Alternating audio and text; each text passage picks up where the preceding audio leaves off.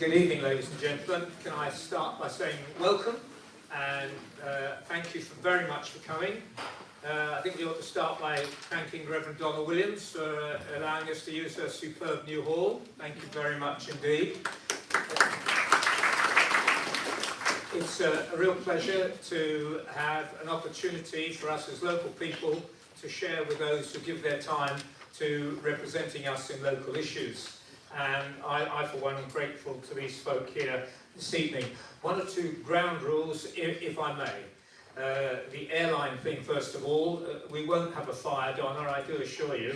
But were there to be a fire, if you'd lead through that door or the one you came in, and we will meet on the green to ensure that we're all there. Secondly, if you could turn your phone to silent, please. That would be save you or me being embarrassed later on this evening. And the other thing which I think is quite important, that we are being filmed, not for any other reason other than that these events happening all across the borough will be on the borough website, and so folk can go back and see what is happening. There are several people on Zoom or Teams, or I've been given a new name, Slido, and so there will be people who are not here this evening who are listening and will be able to contribute. Hence I've got this microphone up my nose. So we do need to have it here, and our councillor colleagues have got their mics, and I will sit down in a moment. But when it comes to it, if you do wish to add to our conversation, I just emphasise the word, we are having a conversation this evening, would you put your hand up? I will try and indicate where your turn will come. Tina and Harriet are there waving their arms desperately.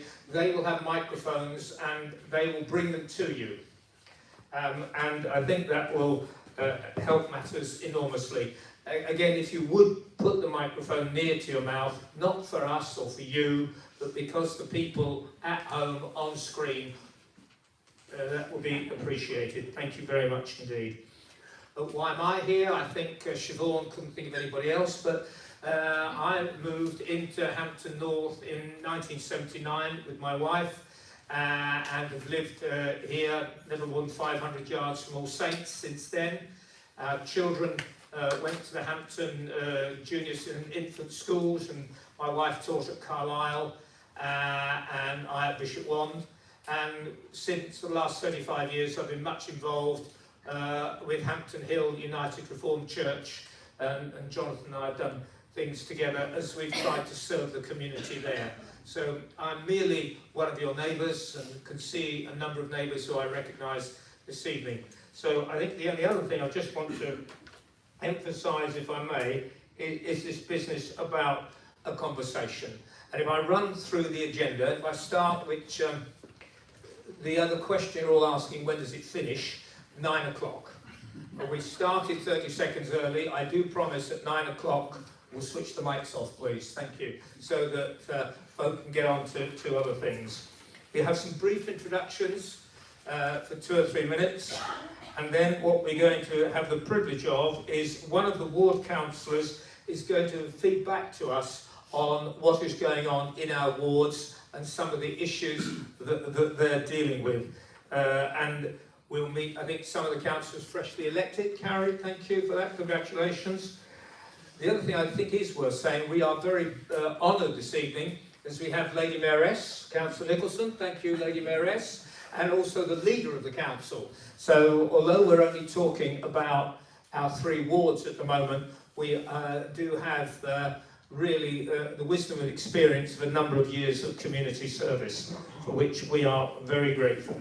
So the introductions will take us, I think, about 10 minutes, and then the first of the conversations. What councillors have done and what you've been kind enough to do in feeding back to council officers is things which are of concern locally. And what we're going to do is we're going to look at 3 of those, particularly the pharmacies. I think Councillor Nicholson, you may know something about that, as I understand. Then we're going to have a look at children and youth services, and members a teacher for 40 odd years, so I have a view. That will be, I think, very interesting and very helpful. And then public transport. And we'll hear that, and what we'll invite then, as we've had a presentation, your comments, your observations. And that will take us forward and allow a broad picture to work.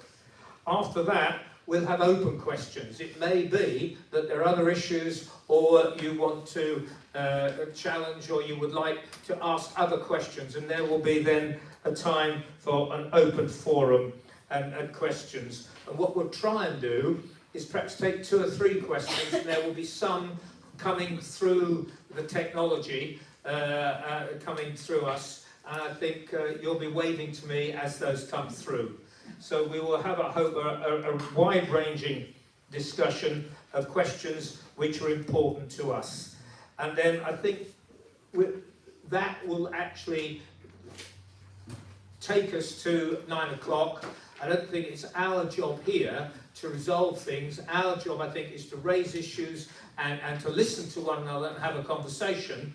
And it may well be that there are other things that will be taken further as a consequence of the discussion and conversation we're having. And I will be drawing this to a close at 9 o'clock, if not before.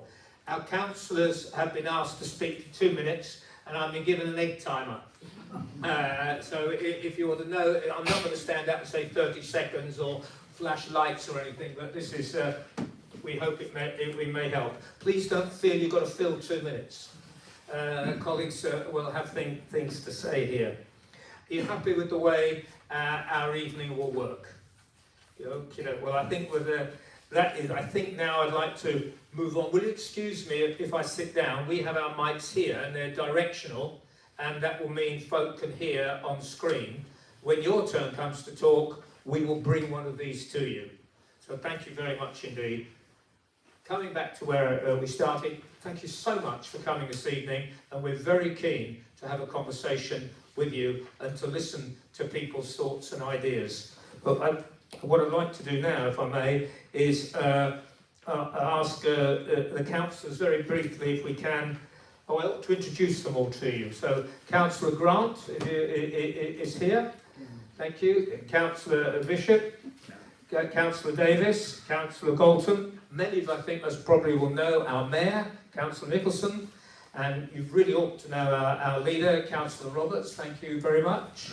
And then Councillor Wren and Councillor Hull and Councillor Cardy, all of whom representing Hampton North, Hampton and Hampton Hill.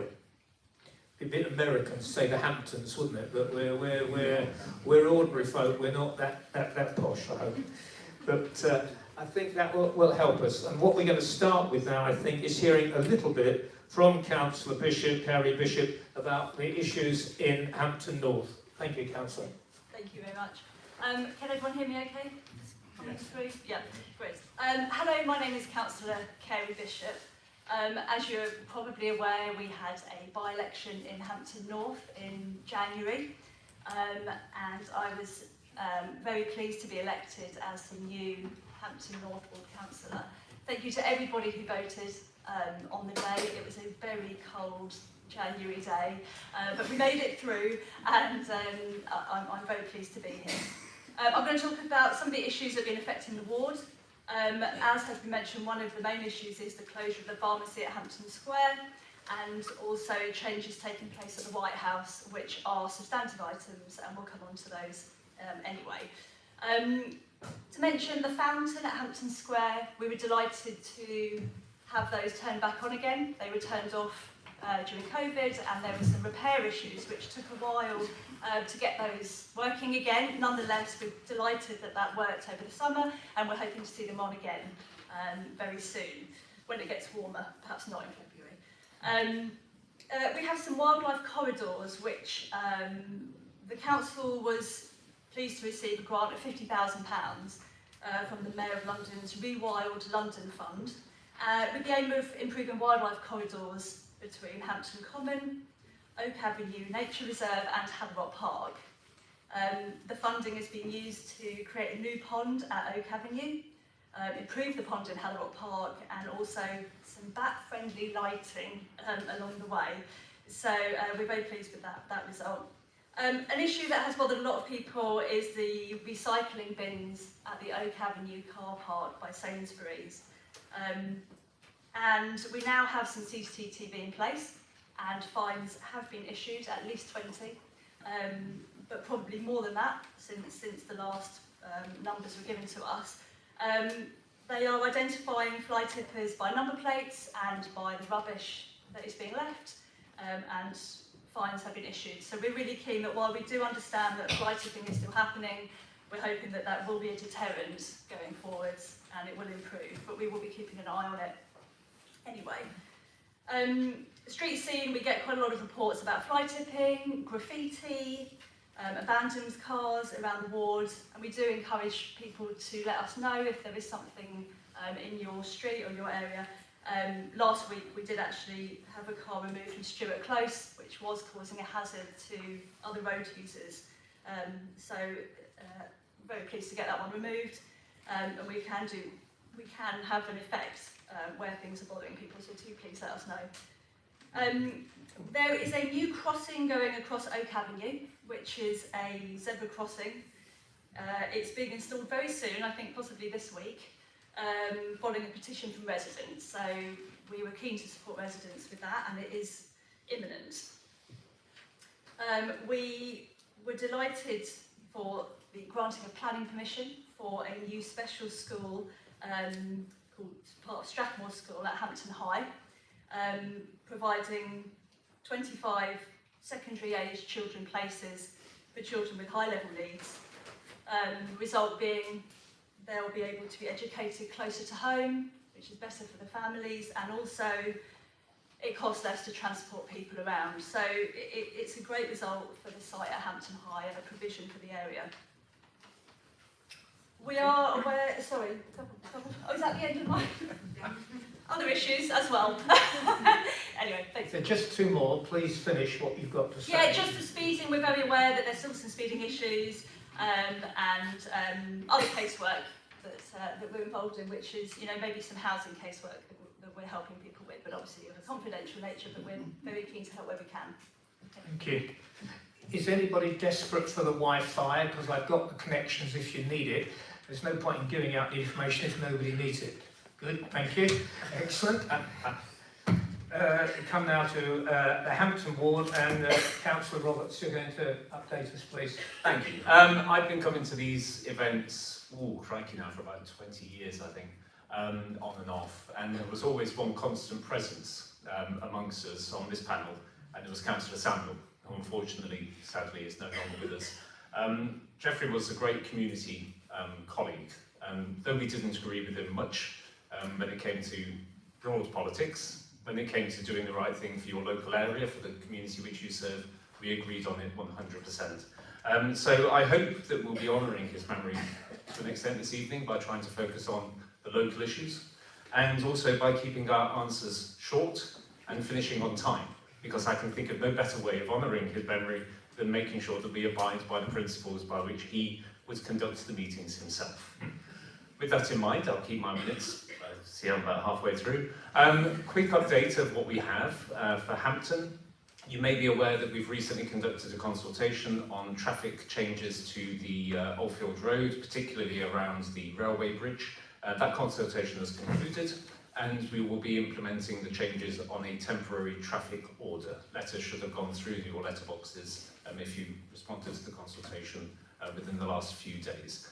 If not, then go to the council website and find out what's there. There is a major planning application regarding the Thames Waterworks buildings on Thames Street, which could have an impact on parking in surrounding areas such as Belgrade Road, Clevenham Road and Station Road. So do go onto the council website and have your say on that.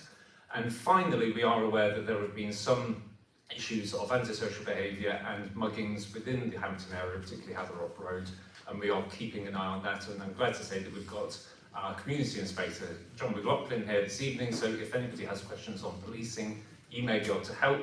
But it is something which is high up on our radar, and it's worth remembering, however, that we are still the the safest borough in the safest BCU in the entire Met. So we recognise that this is more a perception of crime rather than a actual fear of actual being the victim of crime, but it's still the same thing, really. And I've gone over time, so there you are. Any questions? Happy to answer them towards the end. Thank you very much indeed. Thank you. Thank you. Councillor Hull, I think you're going to tell us about Hampton Hill, which our church is very interested, but thank you. Thank you, Chair. I'm Matthew Hull. I've been a councillor since 2018, and I sit on the Education and Licensing Committees. A few things that's been going on in Fulwell and Hampton Hill.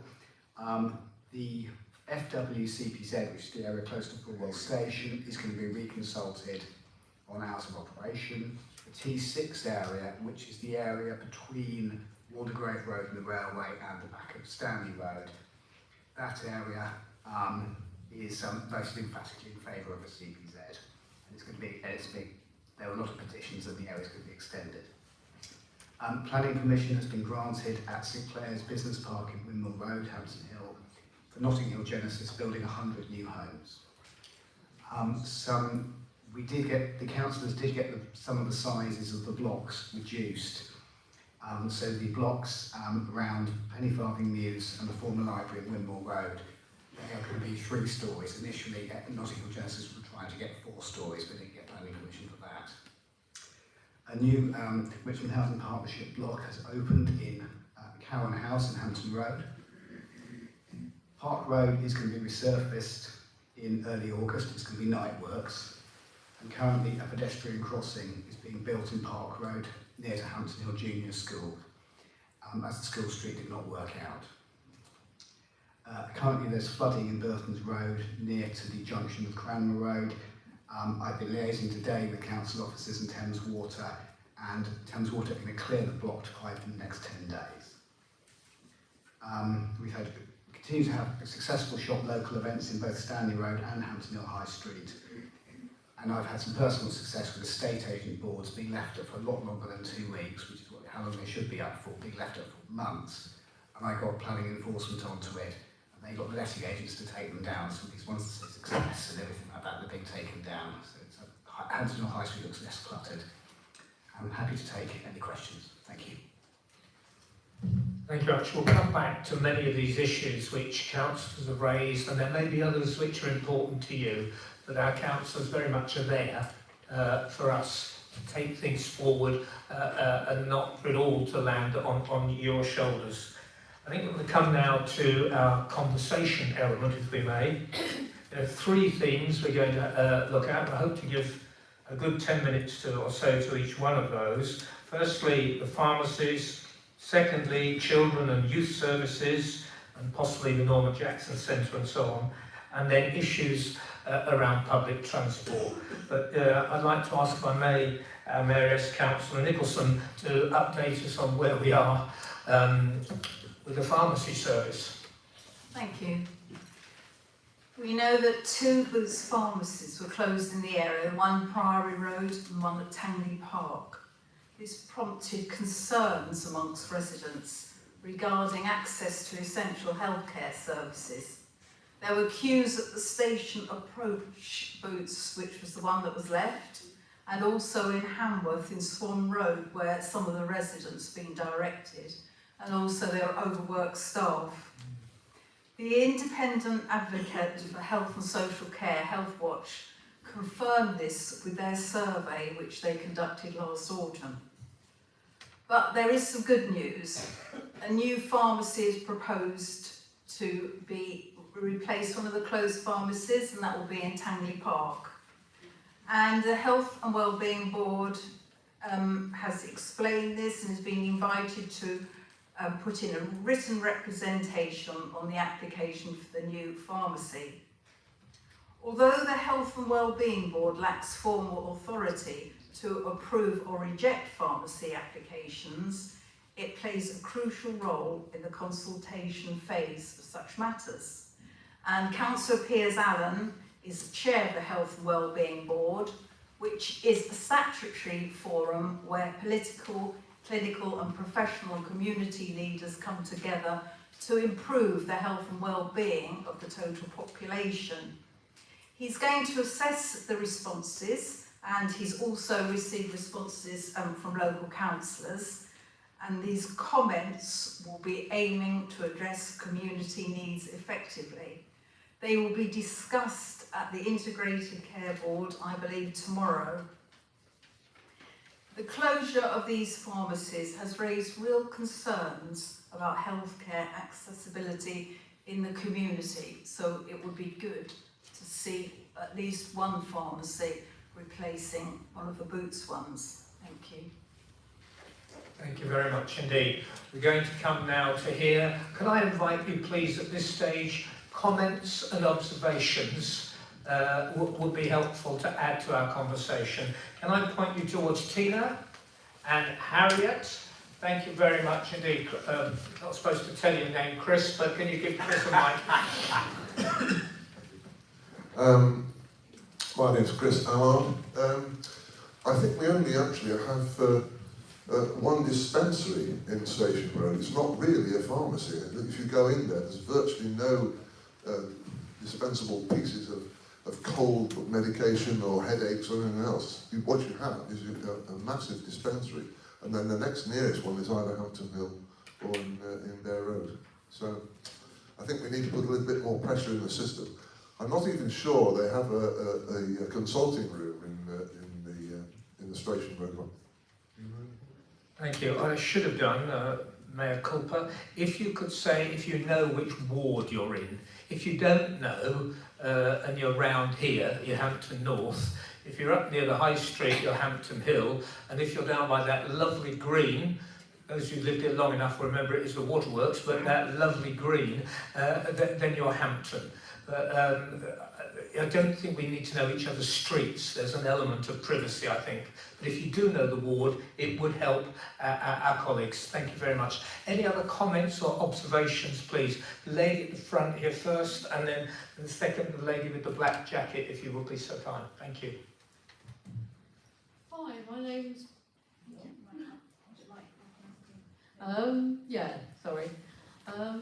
I'm Hampton North, so I vote here as well, in this lovely room.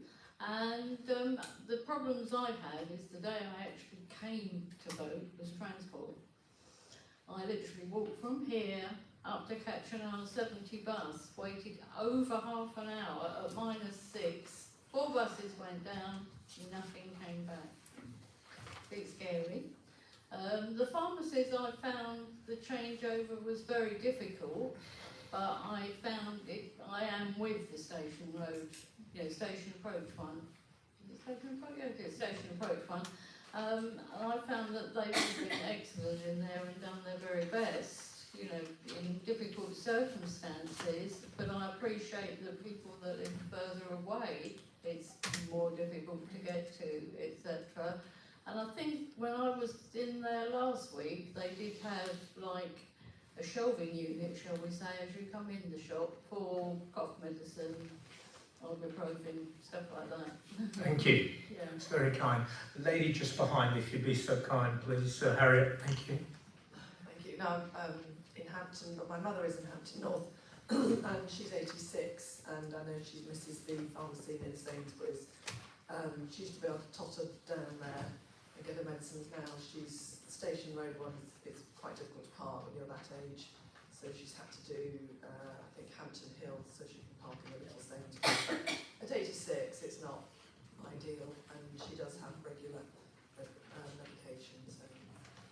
Thank you. Are we getting any questions online at all, or not yet? No comments about the pharmacy. Thank you. Back, thank you very much. Donna, thank you, Harriet. I just also want to echo what Chris said, only because what we've underestimated is how many people in the community walk to go and help other people in the community that can't get it. And now that they need cars, we need to find people with cars. So I'm just speaking from our community's perspective, that it's put a burden on people with cars and limited the community interaction, actually, where community is helping community and now can no longer help. So there's a knock-on effect, just not pharmacy supply. I see another hand. There's a hand just at the back. Thank you very much. Hi, my name's Lynn. I live in Hampton No, Hampton. Yeah, just Hampton. Do we have a time frame for the new chemist at Tangley Park, or roughly? No, I don't know of one. No. Could we bully you a little bit? When might Yeah. we know? When? I can find out. Thank you. I think Reverend Williams's point that part of the pharmacies was more than just giving out our medicines. It was a community aspect, and we met our neighbours and friends and knew who was poorly because we saw them. There was very much a community aspect, and many of us valued that. And if you can't walk a mile or 2 miles, and when I was queuing out there in the rain, I like the phrase "we could do better." I think May I add a comment? Thank you. Please do. I've actually been assigned to Swan Road myself for my pharmacy, and I don't drive, and so that takes me 45 minutes, and it means I've got to set aside a chunk of a morning or an afternoon, rather than just nipping in there when I was getting my shopping in Sainsbury's. So yeah, it's a problem. Thank you. Some of our councillors might like to comment about the pharmacy thing. Councillor Roberts. Thank you. Yeah, I mean, this is the way that this has been handled by Boots has been woeful, absolutely woeful. The amount of notice that they gave to the council and to the local community was minimal. The idea that you can simply close down 2 pharmacies within walking distance of each other is ludicrous. The idea that you can close one down, which is the only pharmacy for some considerable distance, the one in Tangley Square or Hampton Square now, showed no understanding at all of the community in which it's served.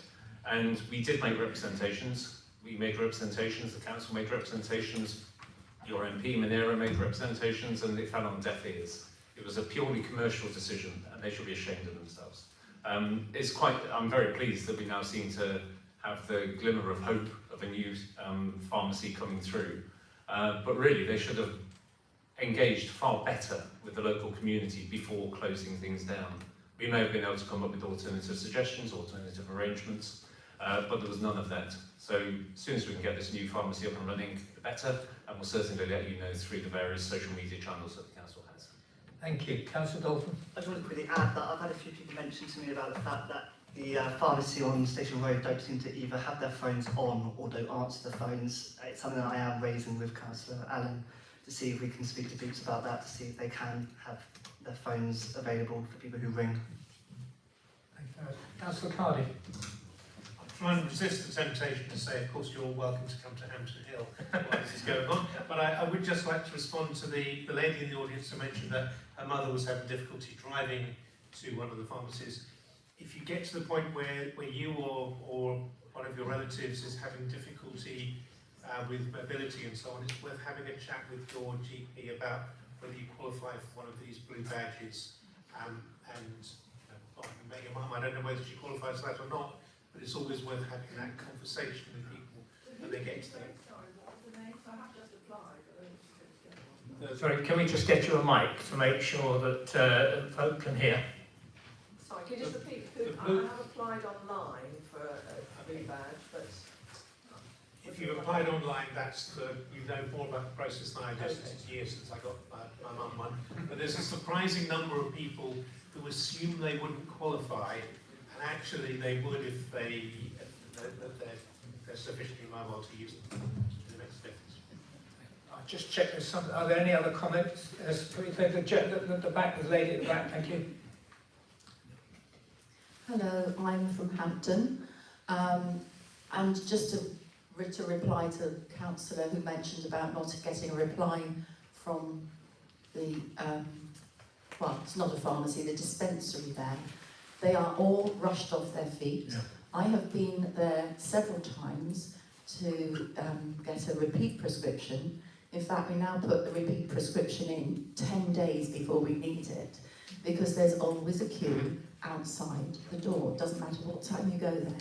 They send out to, I believe it's Chessington, to get a lot of their prescriptions to bring them back in.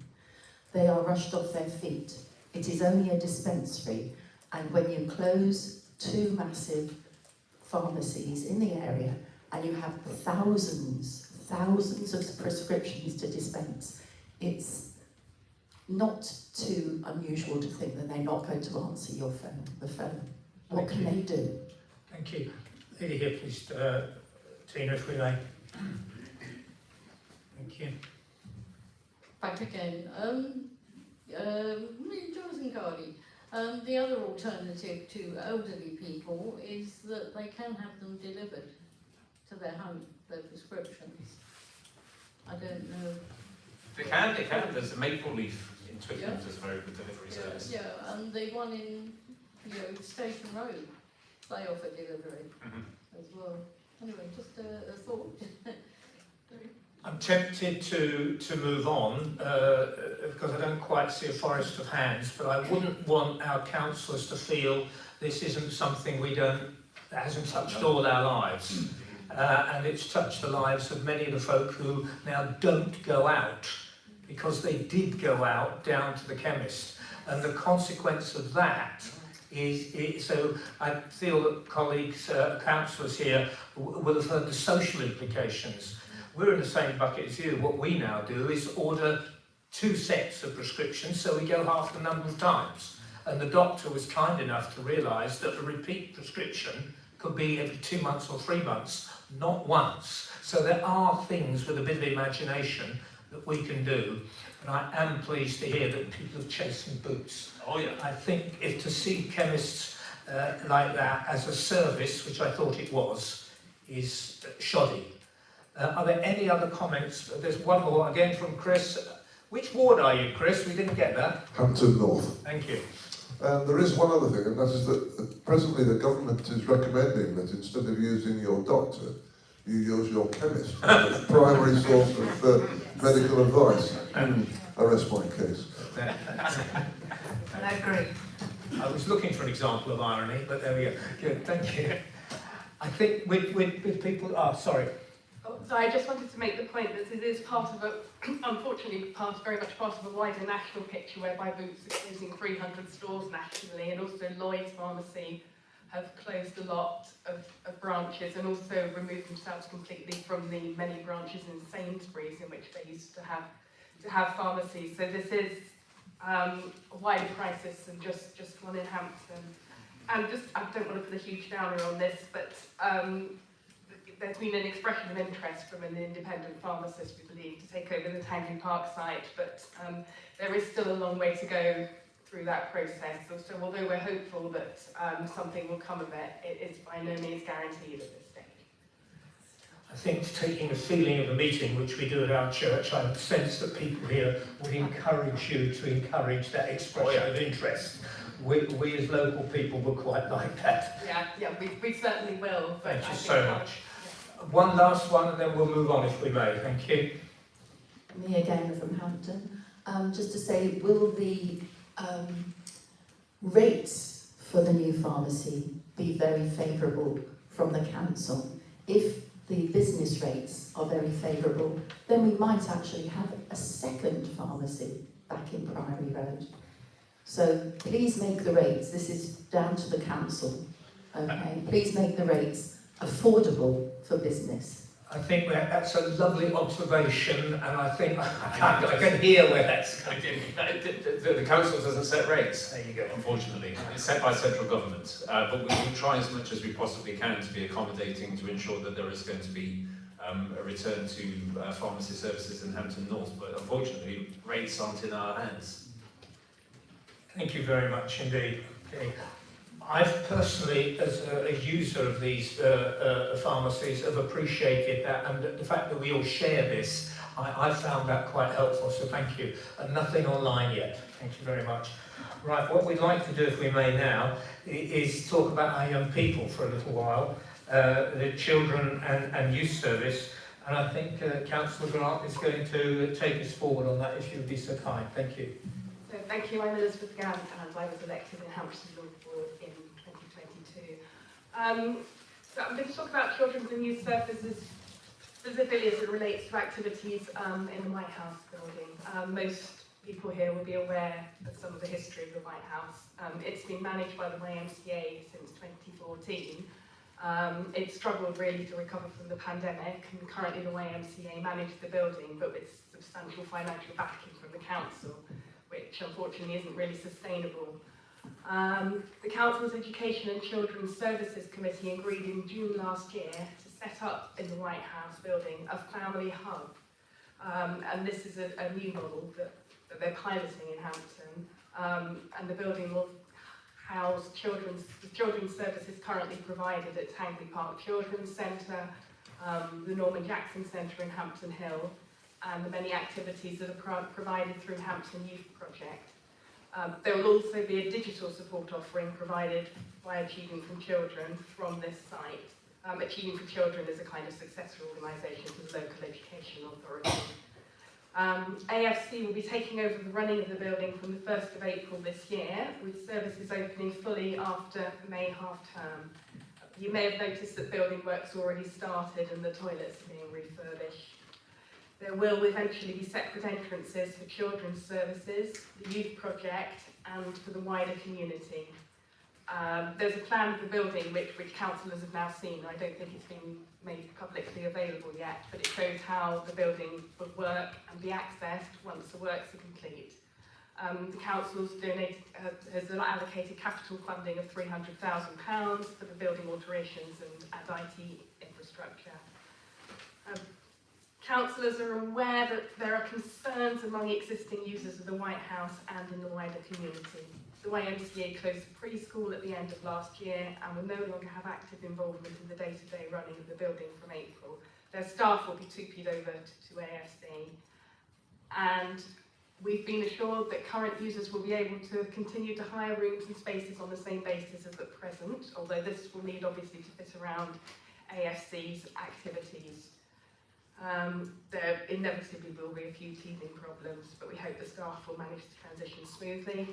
And Richmond Food Bank Citizens Advice and Age UK Richmond will continue to use the space in the building and on the same basis as at present. The Family Hub, when it's set up, will have a local advisory board of current users, interested stakeholders and community members, so there will be local oversight. And the aim is, to continue providing all the services currently there. We are taking quite an interest in what happens to the future of this sports hall in the Hampton Youth Project building, because obviously that's used, the climbing wall in there is used by the local youth a lot, as is there's a basketball court in there, so there's sports hall activities that can't be replicated elsewhere. So we're hoping that will eventually be handed over to leisure services for continued use by young people and the wider community. And we want to keep an eye on future decisions in relation to the White House and to speak at council meetings where it's discussed. We'll be holding monthly meetings with AFC staff to keep up to date with developments and deal with any concerns voiced from the wider community. Thank you very much indeed. A number of people may have things they'd like to ask or comment on what we're doing for our young people. Thank you. Harriet, lady at the back, thank you. Just quickly, Barbara Andre from Hampton Hill. The Clarendon School has got a pelican crossing just opposite going towards Sainsbury's, and the timing of the lights is that one has to wait up to 30 seconds before one can cross. It takes about 8 or 9 seconds to cross. So to prevent jaywalking and to encourage children to wait for the lights, could that time be speeded up so there's not a delay of nearly half a minute?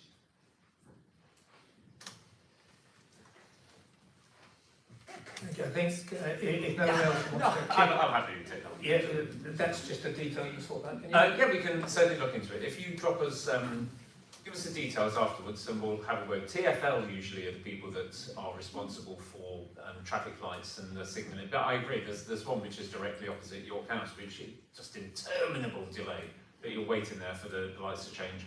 So yeah, give me a shout and we'll see what we can get done about that. Councillor Carley, can I just hint that I might ask you to talk a little bit about children and young people in the meeting that you were at in a few moments. It gives you some thinking time. Thank you. Are there observations or comments from the floor about what we're doing for our young people.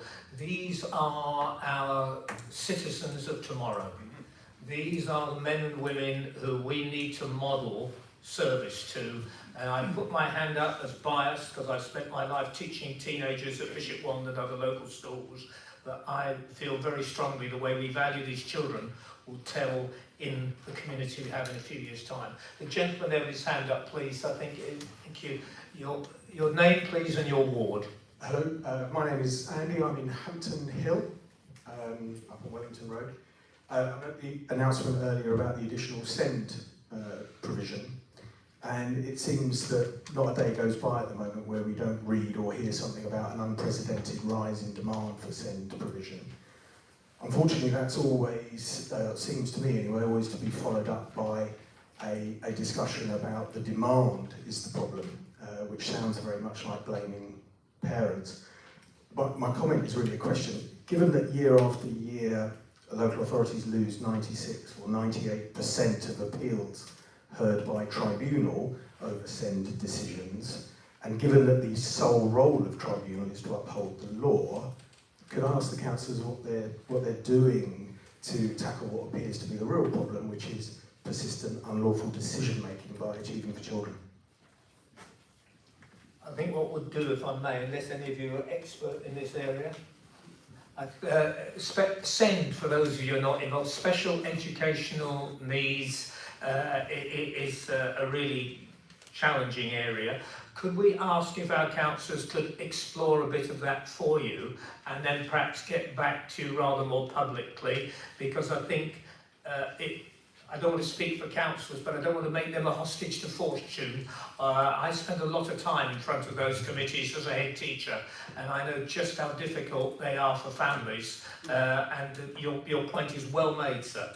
Well, it's driving families to breaking point. And what I'd like to say is that... Could you give the gentleman the mic, please? It is driving families, or folk, as we're calling them, to driving point, to breaking point. And what I'd like to say, if Hampton and Borough FC lost 1 out of every 35 matches they played, we wouldn't expect the management to be in his job for very long. Councillor Hull, could you help us a bit, please? Yeah, thank you for your question. Yeah, I'm on the Education Committee, and when we made the decision for the White House and the Family Hub, it is on a trial basis.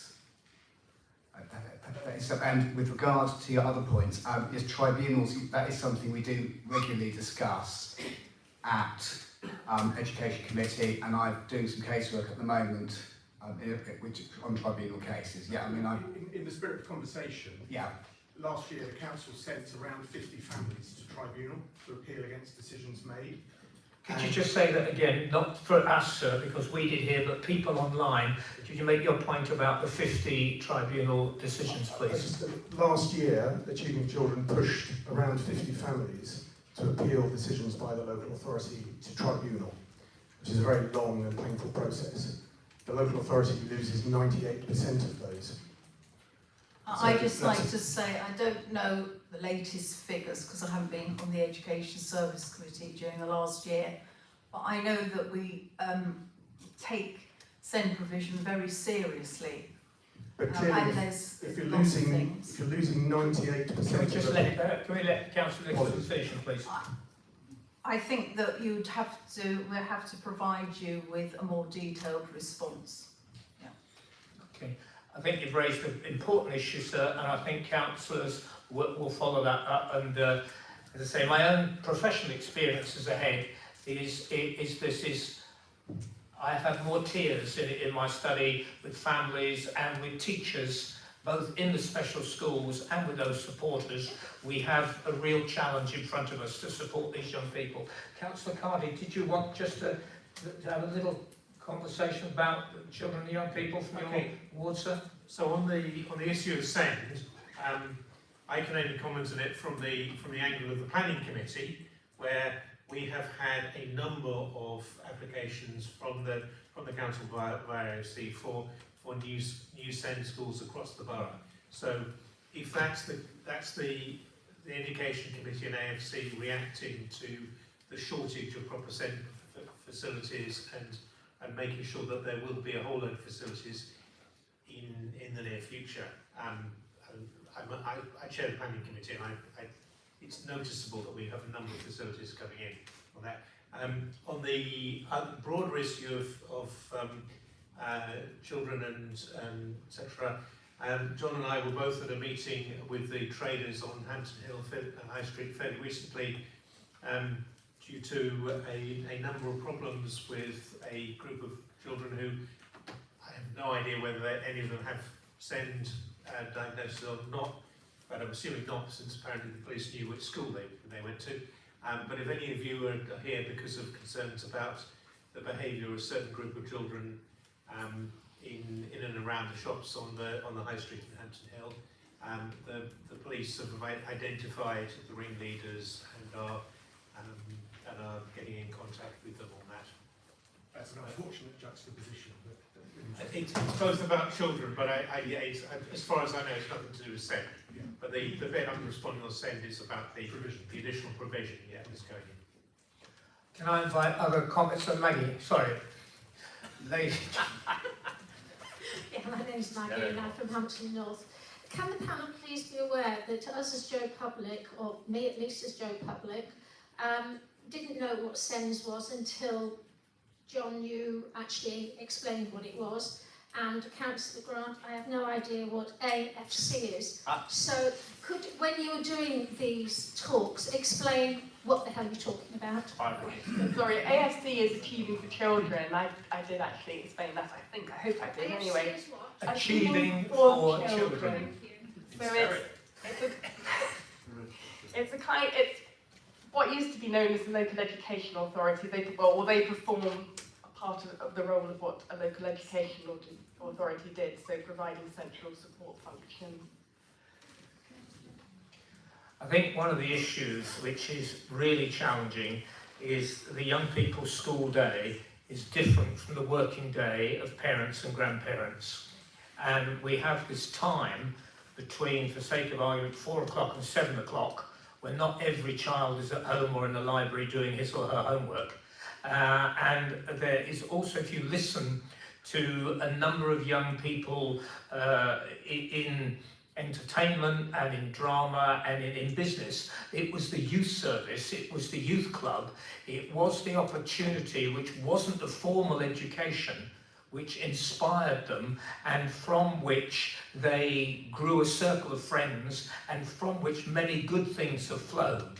And many of you may well have benefited from youth clubs in your day. I may sound terribly 1960s, but they were run by people like you and me as volunteers. And if the agencies of the authority are going to be able to do that, they may be able to appoint a youth worker, but he or she is going to need us as volunteers around them to model that. So there's an element to which we must ask more about councillors, but we also will be able to play our part. Councillor Dalton. I just want to speak on this as one of the younger members of the council. I think we can see a correlation, or I can see a correlation between the funding for youth services over the last 10, 12 years and the rise of antisocial behaviour of the kids, knife crime, stuff like that. So I think we really do need to see a lot of funding in the youth services and in youth clubs to make sure the kids have a safe place for them to hang out, not being on the streets, not being in parks at night, not hanging around in corners and stuff like that. So that's just my opinion. That's right. Thank you. I just want to give a briefest of shout-outs to, as John's in the audience, to our PCSO, Maz Reagan, down in Hampton, who has been instrumental in creating a thing called MTV Youth, which is a club on Friday evenings at the St Mary's School on Oldfield Road, and that's had a transformative impact on young people within Hampton. And it was created effectively because there were a load of kids with nothing to do, hanging around, not getting into too much trouble, but you know how it is.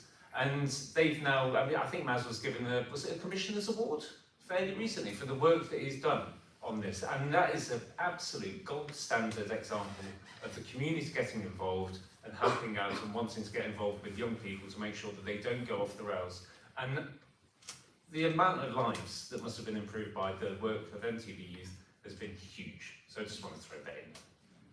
Thank you. Melissa, have we got anybody online at the moment or not? Not yet. I would say it's more than 3. We have one question, but it's just been our moderators just finding out a bit more information about the Thank you questions. very much. So We'll I'll come back to you. you in a minute. And just one more thing, so we've got 15 people joining us online at the moment. Fine, well there you are, that's why the mic's necessary for those 15. I think there's a gentleman, Minister, if I may, Tina, thank you. Just to come back on those comments, I'm a massive advocate for informal learning, and I think we should do much more in that. But my question was very specifically about decisions made against local authority decisions. If we're losing 1 out of every 50 appeals, then clearly we're making unlawful decisions routinely, and I think that should be investigated. Thank you. Point made, so thank you. Can I just Sorry, thank you. Just to say a little bit also about the role that we had as the ward councillors. In terms of the youth service at Hampton Square, I went in, I visited, I spoke to the youth leader there, I think a couple of weeks ago. And he's telling me about some of the issues, some of the children who come in, some of the troubles they have, some of the way he can help control their behaviour, influence their behaviour. Really, very positive feedback from this youth club, over the road. And I was really impressed by all the activities they have got there. And I think one of the things that I'm very keen to do is continue some of those services, whether it's within the White House, but also to continue providing as much access and facilities to that group of people as we can. He's introduced some meals on a Tuesday evening. Many of the children do have school lunches, but they might not get an evening dinner. So, and these are all extra things that the youth leader has introduced there, along with much sport and activities for them between certain hours. He said the hall is used for football, climbing wall, all sorts of other sports, unusual sports I can't quite remember, with bats and balls anyway, really things that they want to do. And he said, that the hall's really important, try and keep access to the hall and the sports and the activities that he's providing there. And actually, I think it's a great resource, and I think certainly for me, it's something that I'm going to try and keep supporting within the ward, so they've got more provision and more opportunities. Thank you. One hand up there, thank you. Okay, name and ward, please. Yeah, my name's Natalie and the ward is Hampton Hill. I just wanted to ask the councillors Hampton Hill and Fulwell ward, is there any youth provision in our ward? Council-run provision, no. There's certainly there's the Scouts and I think the Woodcraft folk, and I think the cricket has a youth programme as well, but there isn't a council-run facility. Any plans to have any plans to have any council-run facility? If the problems that the traders had been experiencing were to continue, then we might be able to make a case for having something in Hampton Hill on that. And I know that's closing that's sort of I'm going the wrong way of processing this thing, but there is a shortage of money for youth services, and it tends to be targeted where there are kids who need sort of getting back on the rails. One from online, that's rather super, thank you. And then I'm going to move on, unless you've got something else on youth services, so if you have, get your hand up quickly, please. So this is a comment from somebody around youth provision in Hampton Hill. Would be great if they can be told about youth clubs available, as mentioned by Councillor Roberts, as they come from Hampton. Thank you. Well, it's tricky. There aren't that many, but there are. What we have are good. So we've got the youth project there, which is, I mean, in its way, it's quite useful. The Hampton Youth Project, because it's slightly grubby and dirty and grungy, and that's what teenagers like. If I seem to remember when I was a teenager, which was in the last millennium. But it serves its purpose, and it's somewhere where it's a safe space that they can go and enjoy themselves, and they can sort of let off steam. Similarly, MTV Youth is something which is, you know, largely driven by the young people who are there. It's facilitated by Maz and the church and the school. But a lot of the group leaders are those children that, well, now young adults who graduated through MTV Youth themselves and have now come along to give something back. So these things are usually best when are organically created. You know, they're not the sort of the town hall coming in and saying, this is what we think young people are going to enjoy doing today, because that's not how things work so much now. And often you get the after school stuff. So I'm looking at you, Melissa, because you asked the question, so I'm giving it back. It's quite often that you get the after school activities are largely provided by schools. And that seems to be a system which works to a large extent. So is there going to be something specifically in Hampton Hill? Probably not, I'll be honest with you. Why would that happen? Well, because from a council-led staffing, probably not. However, if there was a community group that wanted to come together, then we'd be happy to support that and see whether we could provide funding for it. Because there are things like the, oh crikey, what's it called now? Civic Pride, that's the one. Civic Pride funds, you can apply for funding for groups to create things, to make things happen. And usually it's for things like flowering baskets and what have you. But no, it can be used for any sort of thing. So if you've got a good business case to come forward with, then let us know. We'll see what we can do to help. And publicity, obviously, what's Yes. going on. Councillor Nicholson. I just wanted to say there are lots of actually churches that do lots of youth groups, but Heatham House in Twickenham, if you've got teenagers who travel around on the bus, and they do half-term things as well, and school holidays, and you've got the skate park in Hampton Wick as well. Thank you. Thank you, Chair. Going back to the lady from Hampton Hill, at Hampton Hill Theatre, a group of children went to see Stephen Leslie, and they said, we're bored. So he set up a great youth club called Drama Cube. You may have heard them singing at the you may have heard them singing and dancing at the Hampton Hill Shop Local event, and they do a lot of great work at Hampton North Theatre with these kids. Thank you. I was just going to add, we also Can you identify yourself, please? Yes. Sorry, I'm Kieran, I'm Head of Stronger and Safer Communities, I'm a Council Officer. Thank you. And I just wanted to confirm, we also have outreach services for young people through Project X, and they work quite closely in wider partnership. I also oversee community safety, so they link in very closely to us in those particular areas. We do have a website where people can visit, where it's got information about all our youth provision, so we're happy to send that out to people who have attended and put it online as well. Thank you. The publicity and telling the young people about what's there for themselves. I think I'm going to move on. I just want to add one comment. As a secondary head teacher, we were able to provide breakfast for the children during the winter months at the school where I was working, in Surrey, not Richmond, not the borough, I'm afraid. And behaviour changed enormously.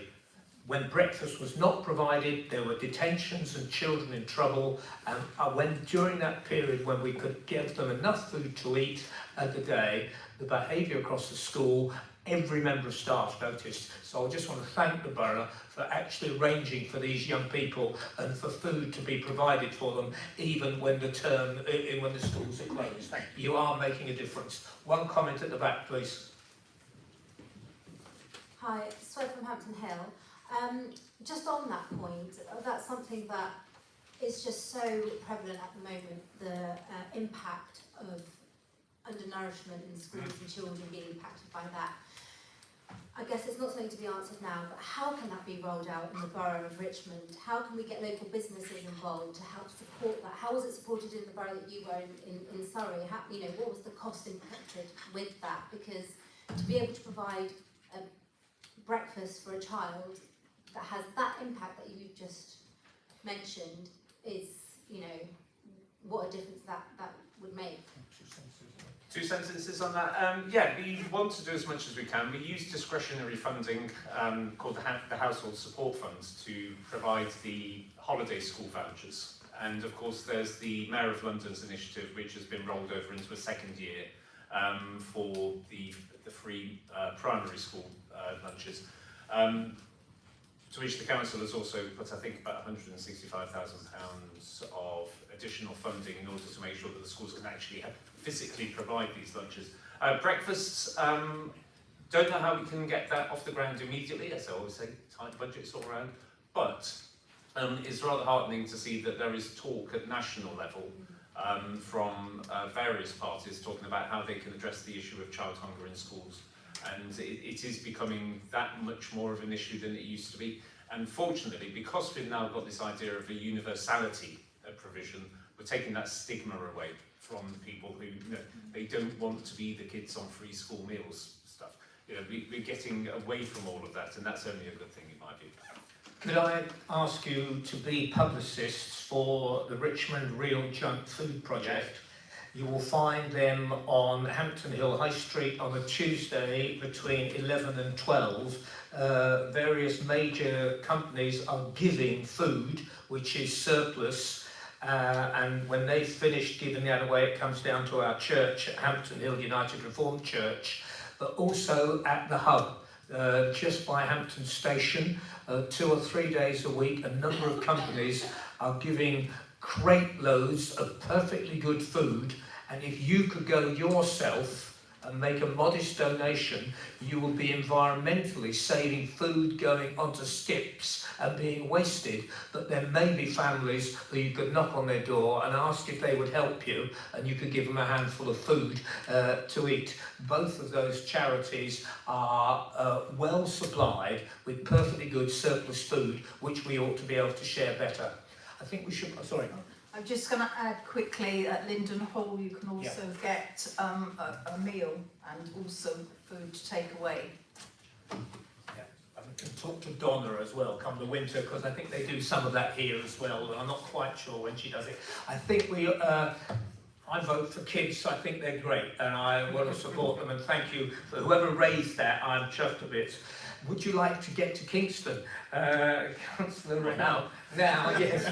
I think another issue for many of us is getting about, and you have some to help us on transport, please. Super, thank you, Chair. Hello everybody, I'm Councillor Wren. I'm one of your 5 opposition councillors. Speak to the mic even more. Better? Can you hear me now? It's more people at home. Thank you, all right. So I'm Councillor Caroline Wren. I'm one of your 5 opposition councillors from the Green Party. Thank you all for coming tonight. In terms of transport then, so we put public transport as a theme here because we knew that we received some queries about this. As you all know, the council does encourage people to conduct as many journeys as possible through public transport, or indeed for those who are able through active transport, that's walking and cycling. This is all good for helping to control rising levels of car traffic. It's good for combating climate change and air pollution problems, and it's good for our exercise. But for all of this to be an option, of course, it has to be safe, convenient and affordable to be able to use these methods of transport. So that's where we're here tonight to listen to some of your thoughts on how the council might be able to help. It's important to note that the council only has direct control over some of the infrastructure around transport, but we are of course one of the main influencers on TfL and South Western Railways, bless you madam, and on Network Rail as well. We hold regular liaison meetings with all of those organisations and other transport providers to try to make sure that we're improving the provision so that everybody genuinely has choices of how to travel. In terms of some of the issues in the area, we feel as councillors that you could probably do a slightly better bus provision. It'd be interesting to know if anyone has any specific comments about that tonight. We are already looking at the issue of the 111, I think it is, which stops for driver changeover in an inconvenient place, I gather. If there's any issue, you might want to comment on that or similar issues. Anything to do with routes, exactly where the buses are going or where they're stopping or anything like that. We can't make promises on the spot tonight, but we can take those issues away and feed them in to the relevant stakeholders. I think that's probably about enough from me, so I think we should probably open it up. Thank you. I think we're going to hear about regularity. Could we have Harriet, could we have a mic at the front, please? And then to the young lady just beside you, Tina. Thank you. Sorry, it's Barbara again from Hampton North. Can you hear? Oh, I hope you can hear me. The biggest problem is with the R70 bus here, because obviously elderly people as well as children and people need to go to work. It is so bad, it is almost untrue. You know, as I said, I've said that the day I came down here to vote, -6, I wait at the bus stop and there's at least 4 went down, probably 1 while I was walking up. Nothing came back, and he was well overloaded. He was stopping at every bus stop, obviously trying to pick people up, but not good, you know, not good. And if you want, you know, people to have a community, and for the youth to get out to all of these other venues, and the elderly, etc., you know, that's what they need, a good bus service. You know, it is horrendous. The 111, strangely enough, is better. I know I can walk down to the 111, 10 minutes, and it comes, and it goes from Heathrow to Kingston. Yeah. Thank you. Maggie from Hampton North. The 111 says Kingston on the front of it, but sometimes you get on it and you're shoved off the bus at Elland Road in Hounslow. And as a woman travelling on my own late at night, I feel very vulnerable and I don't feel safe. You get on the 111 and you think you're going to Kingston, and you are now allow an hour for the journey. You go round the corner to Acacia Crescent and the bus stops for 8 minutes with no warning. When you get down to Nursery Lands, you're told that you're waiting for a change of driver.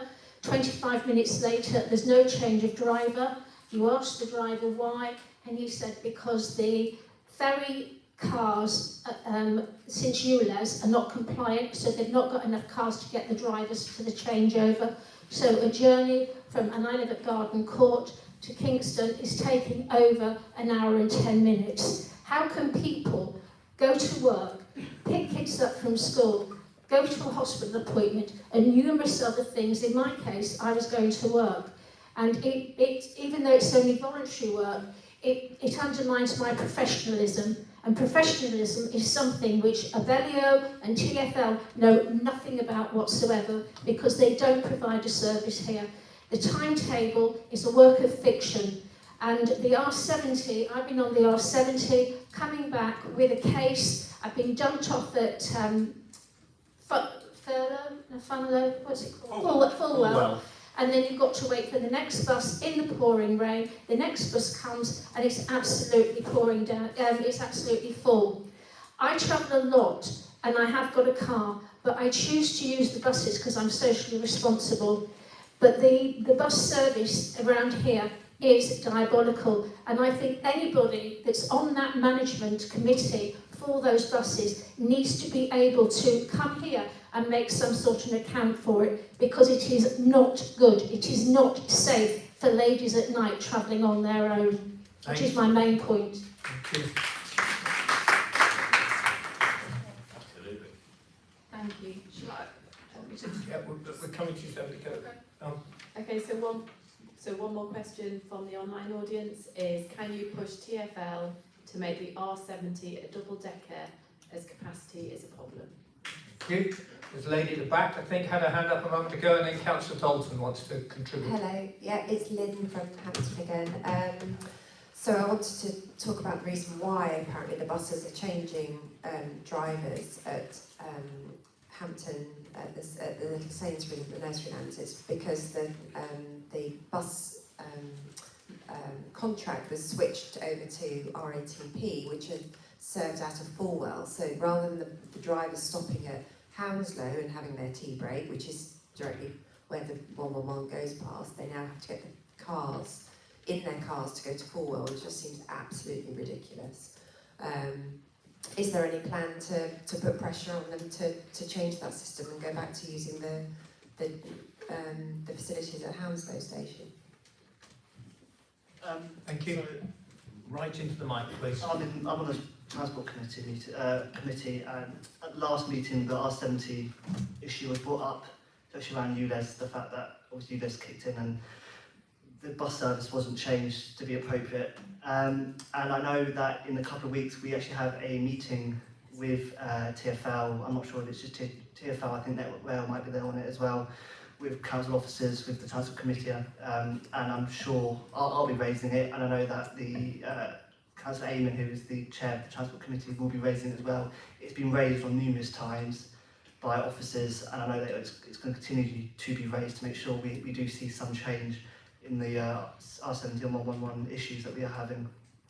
Colleagues would like to know when that change might happen. Back to Hounslow? No, I mean, are you talking about change? Well, the lady was talking about the nonsense about these drivers and people waiting. That seems to be an administrative thing. Do you think you could put pressure on them for that? Yes, we are continually putting pressure. We will continue to put pressure until we see a change. Thank you very much. There was a gentleman at the back, and then I think Councillor again. Hi there, Chris Allard again. I was just looking at the recently lauded Superloop, renamed the SL7 Superloop. Interestingly, if I was to get on a bus at Teddington Broad Street, your next stop is Hatton Cross, which hardly serves anybody at this part of the world at all. Thank you for that. And then Councillor Cardy after a second. Just to address, or partly address, some of the issues raised. The R70 has had its frequency changed during the daytime, so they're now running fewer buses than they used to. They've gone from running 6 an hour to 5 an hour. I hope that and we were putting pressure back on TfL to revert to the normal service. They say they've done this because of the roadworks at Manor Road in Richmond, which is having a knock-on effect.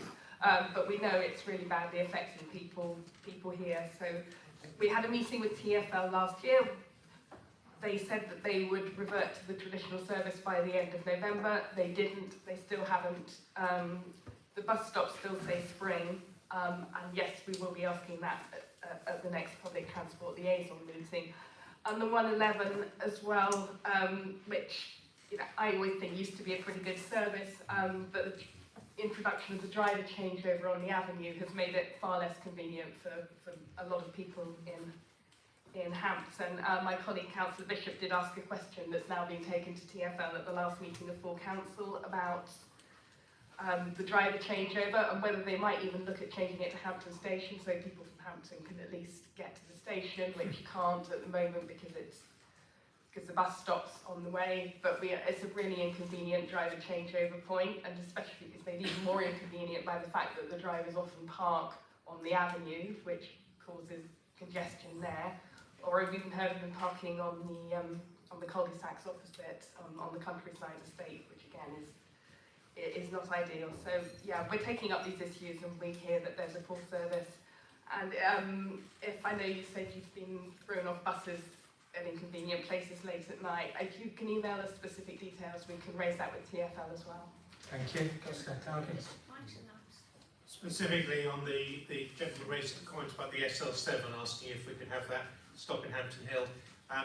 I first asked TfL about this when it was the X26 about a decade or so back, and I know Councillor Hull's asked fairly recently, and the answer that we've had come back is that this is an express route covering a whole load of South West London, and if they're going to put any extra stops, it's not going to be where there's already a bus that gets people to Heathrow, though the 285 goes all the way around the houses in order to do that. So we'll wait again a couple of years before we ask again, but the answer so far has been a no to having additional stops on that particular route.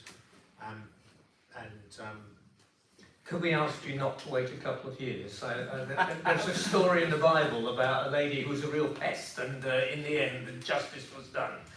Please don't wait 2 years, Councillor Cardy. I think the response that we're getting back on that, because it is an express route, the chance of getting additional stops this close to Heathrow is a bit slim. Thank you very much.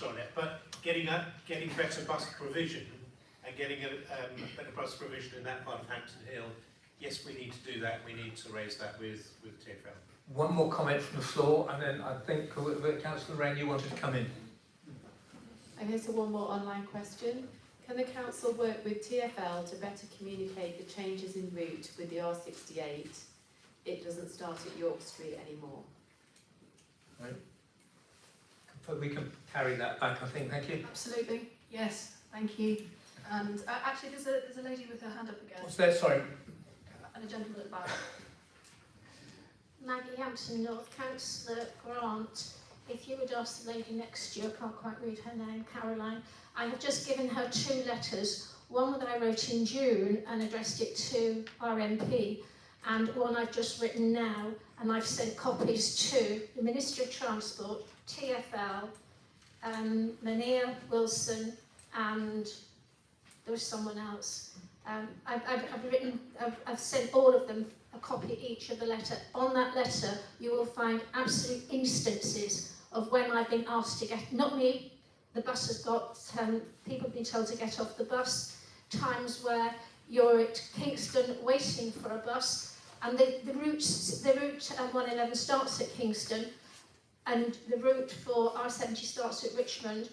So how can you be the first bus stop, and the first bus is coming up on your app and on their display as 29 minutes, when it's a 12-14 minute service? So all those details which you've asked for, so maybe you could give a copy to Councillor Grant and to the other chappie that's on the transport, and the green lady, if you wouldn't mind.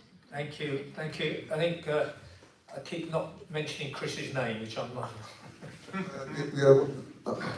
One observation I made on a recent trip to on the Wonderful one to Kingston was as we came down the avenue to Broad Lane, there was a conversation between the central control unit and the driver, which said, turn left on Broad Lane, we're not going to the station, go down to the Uxbridge Road traffic lights and go down to St Mary's Church and miss whole of Hampton Hill. Now, fortunately, there was nobody on the bus at that point who wanted to go to the station, but it rather defeats the object.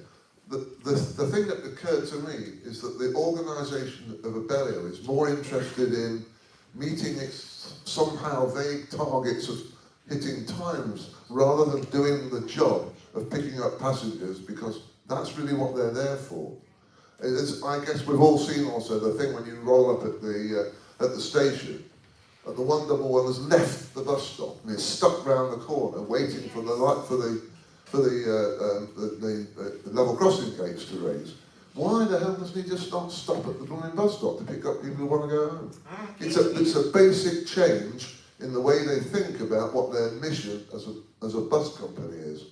Thank you, that's very helpful. Councillor Wren, could you just sort of bring some of this together so we can move to open forum? That'd be lovely. Thank you. Sure, Chair, thank you, and thank you for all the specific comments. I think I've got most of them down, but I'm sure across the set of councillors here we absolutely have, and we can compare notes afterwards. The Passenger Transport Liaison Group meeting, which is one of our main forums for raising these issues, is coming up within the next few weeks, I think. It's very soon. And we will, as a group of councillors across this ward, be representing these concerns there.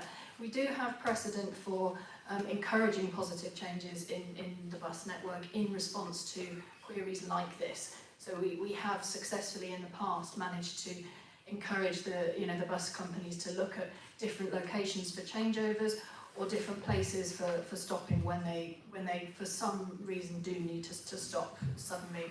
So we will raise all those concerns for you. We also have precedent for successfully encouraging the 481 to increase its frequency, and I think it went double-decker, didn't it? Yes. Doubled in size and doubled in, yes. yeah, Yes. And that was something that councillors were able to put to put pressure on, because it was very much needed, because that was a route that where the demand was increasing because of the location of a school changing. So I think the R70 is a really hot topic at the moment, and I think we can probably exert quite a lot of pressure to improve the functioning, perhaps the frequency again, maybe the size of the R70 bus. There's so many good reasons. So many of you are having to travel further for pharmacies. Some people are going to be travelling further for youth services provision as the location of those youth services changes in our area.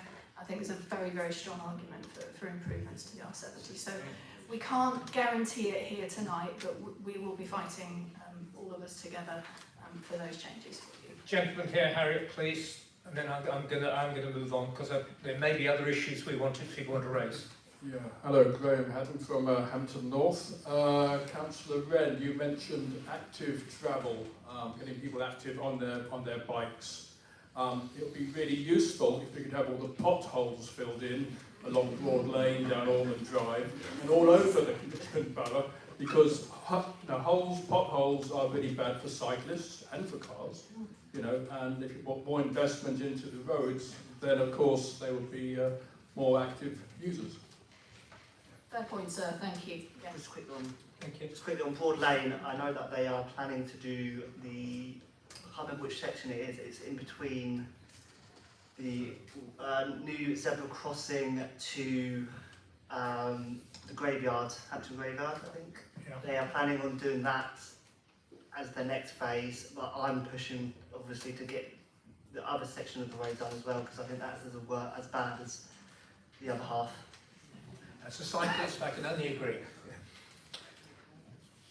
I agree with you. I understand that the council's put in another £1 million for next year's road resurfacing. But if you come across an individual pothole, I know it means you've got to spend a few minutes doing it, do go to the council website and report it, as well as you can contact your councillors. Or use the app. Yeah. Yep. A comment from online, can it be asked that the 285, R60 and R70, R68 are asked to reduce the speed on Hampton Hill High Street, some pass through here, at 30 to 40 miles an hour when there is no traffic. Good. Thank you. Harry, lady, just row 3, please. I'll raise that one. Hello, my name's Sandra. I'm in Hampton. I just want to point out not just the roads and the potholes, but our pavements are pretty poor. There's some areas where you stumble and fall, and we've got the old trees, which are very nice. They do cause pavement problems. But just generally, on Ashley Road over the bridge, the tarmac is all breaking up. We've got some really bad pavements in Hampton, and if you want us to walk, give us nice pavements. Yep. I think that the point about letting the council know on the website where they are, I think is well made. Do you know, when I looked at this, I thought we were going to talk about trains. But I'm obviously so out of date, and I know a number of councillors and other people have actually put quite a bit of time into the Shepperton line, and it now does run twice an hour. I don't want to say when, but it does run twice. I think that's been very helpful. Thank you very much indeed. We have picked up the 3 issues which you were kind enough to raise when this meeting was set up, but we are aware that there may be other issues. I'd like to move this next little while to an open forum. The way I'd like to do this, if I may, is to invite 2 or 3 folk to tell us or raise their question, and then perhaps after 2 or 3 questions invite whichever is the appropriate councillor. Perhaps you guys would nod to me, as I don't quite know your areas of responsibility. Apologies. So if we have 2 or 3 inputs, we'll take some notes at the time. If you've got some paper, if not, I brought some. Good, okay. And then we can go there. Okay. We'll take you, sir, but you have spoken. I'm going to just see if there are other people who may come in. Thank you. The 2 hands on the right, please, if we may. Thank you. Lady at the front, and then the gentleman towards the back. Thank you. Hi there, Jane Witham, Hampton. They've got 2 things. Can you turn the street lighting up? Because it's so dark and dingy in Hampton. I don't want to ride my bike and I don't want to walk. And if you're driving, it's also equally difficult. The street lights are very, very poor.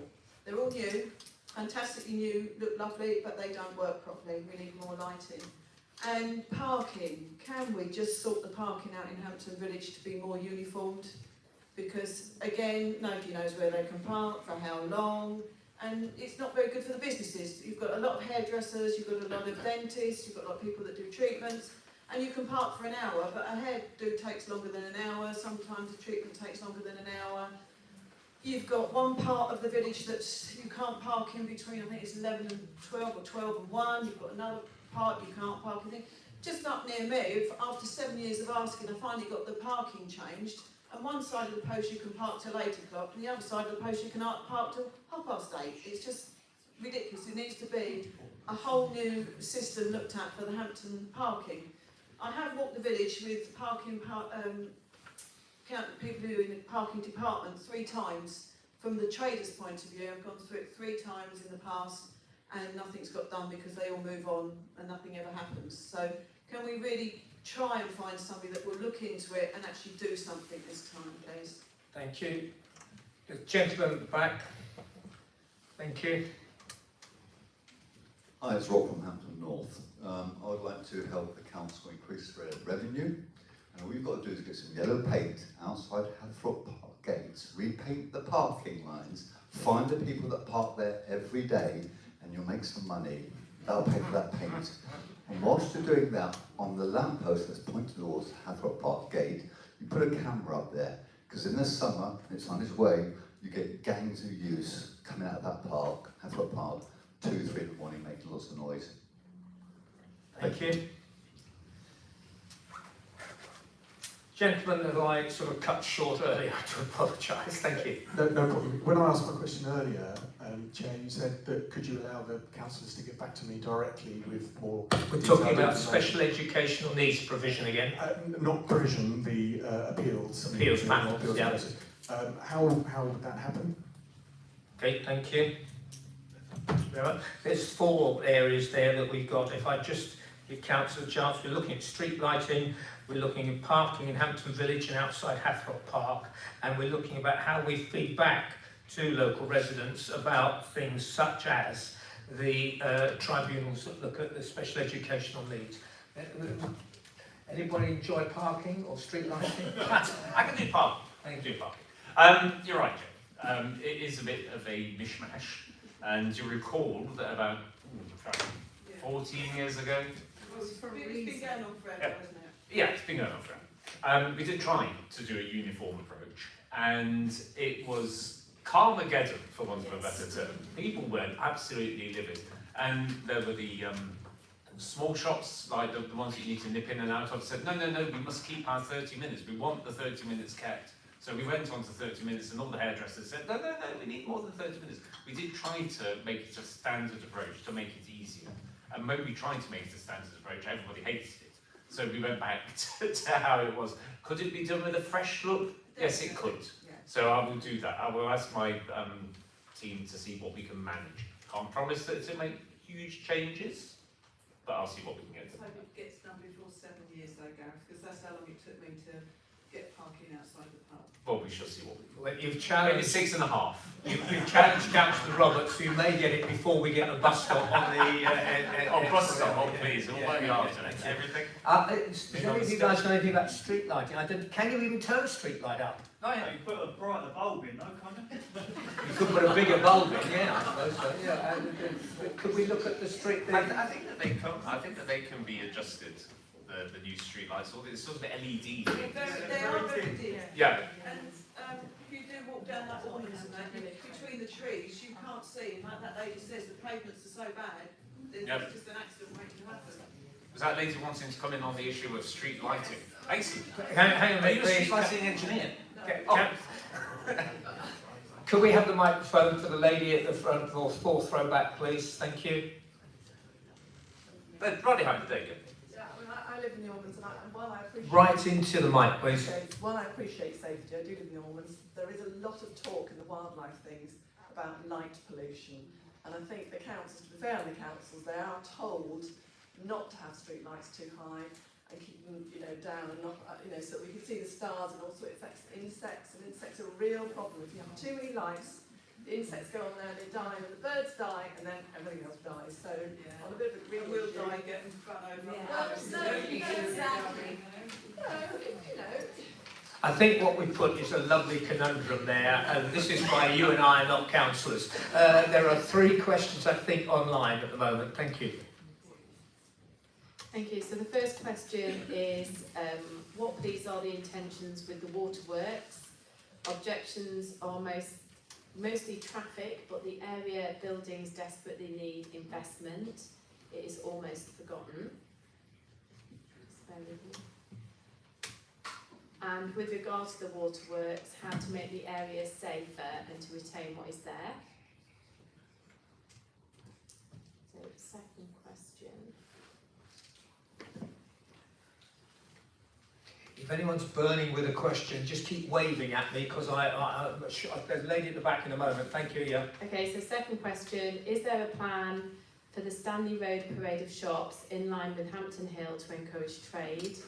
Planning permission was given on the corner shop, has been left.